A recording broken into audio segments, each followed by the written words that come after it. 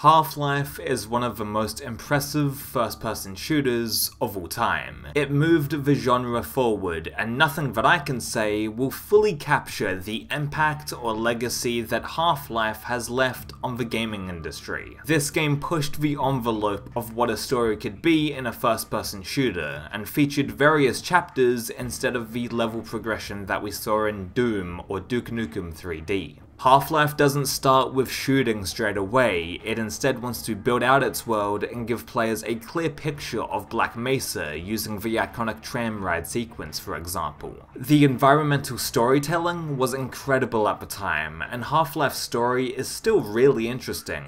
I love how the player, aka Gordon Freeman, is caught in a three-way fight between himself, the aliens, and the military. I love how the play is the catalyst for the alien invasion and how you see everything unfold right from the very beginning. I love the scope of Half-Life, and who am I kidding? It's probably your favorite first-person shooter, so you all probably know this. I don't think there's a point of me going over the influence of Half-Life any further, because everyone has done it way better than I ever could. So I wanted to give my own perspective about the game. This is where I'm going to get assassinated, because I am not the biggest fan of the original Half-Life. I've played Half-Life 2 only a tiny bit many years ago, and I've heard that's more refined and everything.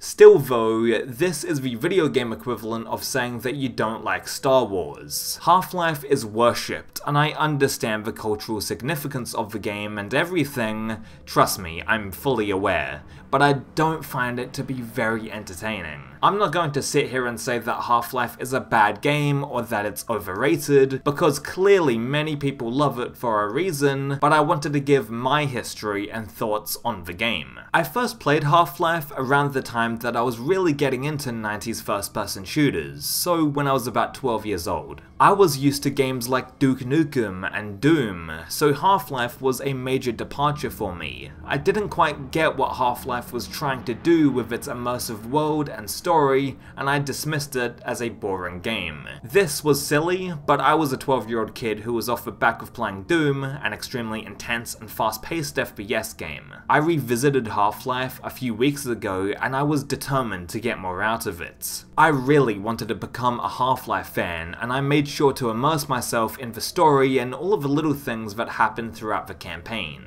Right off the bat, I think the game's visuals are very well done, and I like the real-world look to everything.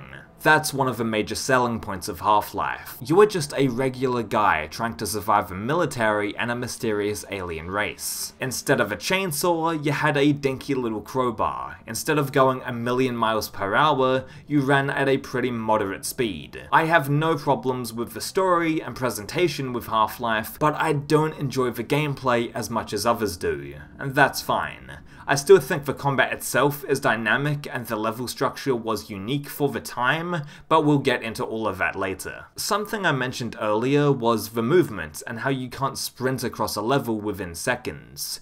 This is fine, and I totally get why Gordon moves the way he does, but he also feels slippery to control.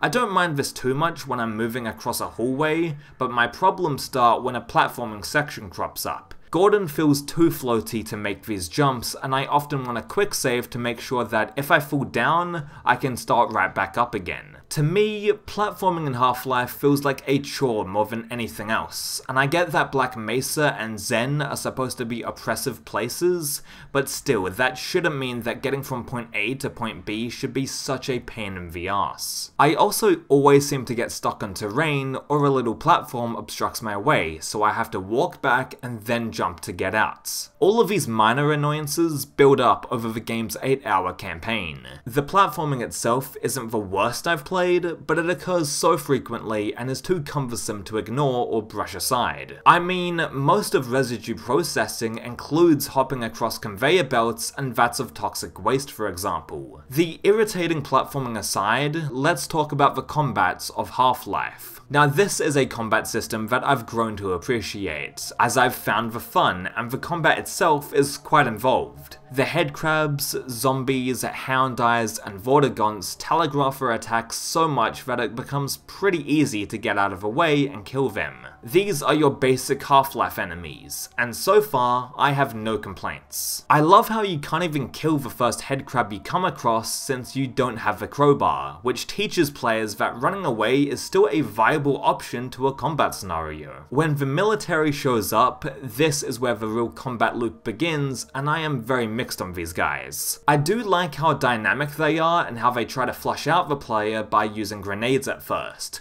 Then they swarm in and fire at you, and seeing this advanced AI at the time would have been incredible to witness back in 1998. The military should be aggressive like this, since they have professional training and they come later on in the game. What I take issue with is how bullet spongy they can be. Maybe it's just me, but I don't think they should tank shotgun and machine gun shots like it's nothing. I know that Half-Life wants us to play smart by putting down mines or maybe using a snark to bait out the enemies. I understand and appreciate that aspect of the game's combats, but I still don't like how they can take so much abuse before getting put down. It bogs down the action for me personally, and it makes these combat encounters more dull than a true test of my brain. I do really like the fact that the combat is surprisingly tactical, and it makes sense considering that Gordon Freeman is a scientist and not a Black Ops soldier. However, the way that these enemies can take a shotgun blast to the face is a little weird and throws me out of the experience. I've learnt to just accept that while I find Half-Life soldier combat to be good, I don't think it's my type of game. Am I going to be a contrarian and say that Half-Life is a downright bad game? No, but Half-Life is something that I do not love, unfortunately. The alien grunts that appear in the final third of the game are downright annoying, and I don't get any enjoyment out of battling them. I don't mean to piss on everybody's parade, and I'm not going to sit here and say that Half-Life is objectively a terrible game because I don't get a lot out of it, but I need to say what I'm thinking here. That being said, the first 5 chapters in Half-Life are excellent, and they set the tone of the game perfectly. The transition between fighting low-tier aliens to then going up against the military is fantastic, and I love the game's opening chapters. Even the platforming sections are manageable, and each chapter at this point do not overstay their welcome. Chapter 6, Blast Pit, is where the game goes downhill to me, and I don't feel like I make any progress in this map. I found the tentacles rather annoying to deal with as well, but I know I'm missing out on strategies to make them into less of a threat. I understand that fucking up on the tentacle section is totally my fault, but regardless, I don't find Blast Pit to be as engaging as the previous chapters. In Chapter 7, Power Up, we're back on track. This is a pretty damn good chapter, with a simple objective. Get the tram power up and running, and also kill the Gargantua. The military firefights are handled great in Chapter 7, with a well-designed arena. In this encounter, both the player and the military can head towards a vantage point, and I generally love this combat zone. The method of killing the Gargantua is awesome, with Gordon flicking on the power and electrocuting it. Power Up is a fairly short but sweet chapter, and it's one of the best in my opinion. The next chapter, On a Rail, is controversial even among Half-Life fans. I don't mind the basic idea of getting out of the tram, clearing the path of bad guys, and moving forward, but this chapter drags on for way too long. Also, the train tracks damage you, and that makes navigating the level kind of annoying, especially when you're trying to take care of the military soldiers. On a Rail isn't the worst chapter in Half-Life, but it gets really tedious really fast. The only interesting aspect about Chapter 9, Apprehension, is the encounter between the player and the Black Ops assassins. The rest of the level is just fluff, and I really don't care for it. The underwater sections are redundant and not fun to go through in my opinion, but at least the assassins give a good challenge and almost make up for a less than stellar chapter. I've already talked about Chapter 10, Residue Processing, and yeah, this is a very skippable chapter. However, Questionable Ethics is a pretty brief mission and has some decent combat scenarios in it with the military. I don't have a lot to say, but Chapter 11 is good. The chapter that everyone adores though is Chapter 12, Surface Tension.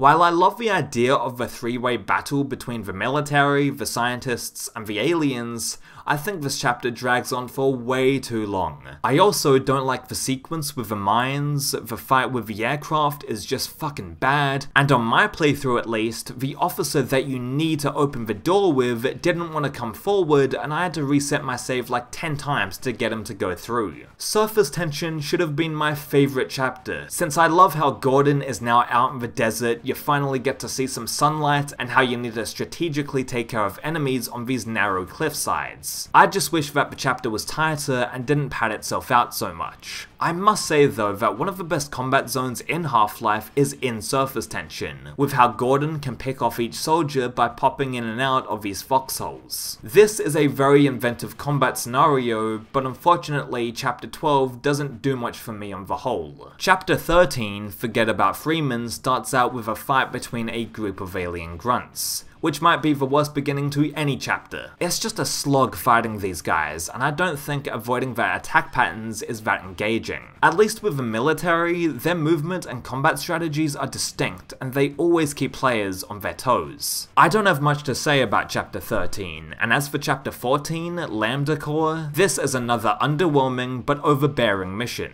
So we've made it to Zen, and this is the section of the game that everyone seems to have issues with. Although the first two Zen chapters are just nothing, I think Interloper is actually pretty good. I like the look of Zen a lot, and it's visually unique to almost every other chapter in Half-Life. With that all said, I'm glad that everyone adores this game, and while I can't say I hate it or anything, I don't think it holds up as well as something like Doom. The combat is more tactical, and that makes Half-Life stand out among the crowd, but a lot of its level design and platforming elements don't fully hold up in my opinion, and I just can't get into it as much as actual fans of the series. I know, I'll go to the DMV later and renounce my 90s first-person gamer card. I only played a little bit of Half-Life 2 as I've said, and that game seems much more up my alley from what I've seen. And there's one aspect about the Half-Life series that fascinates me the most.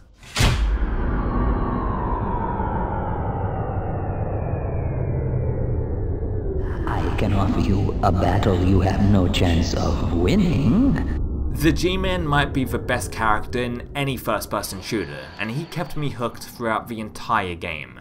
I love how he shows up in small doses without any speaking lines, and he's often in the background. Although I'm not the biggest fan of Half-Life 1, I am eager to play Half-Life 2 because of the G-Man, and I also like the general story of the first game. For the time, Half-Life had a very special story, and that was heightened due to the game's presentation. But you already knew that. Half-Life is your favourite first-person shooter after all.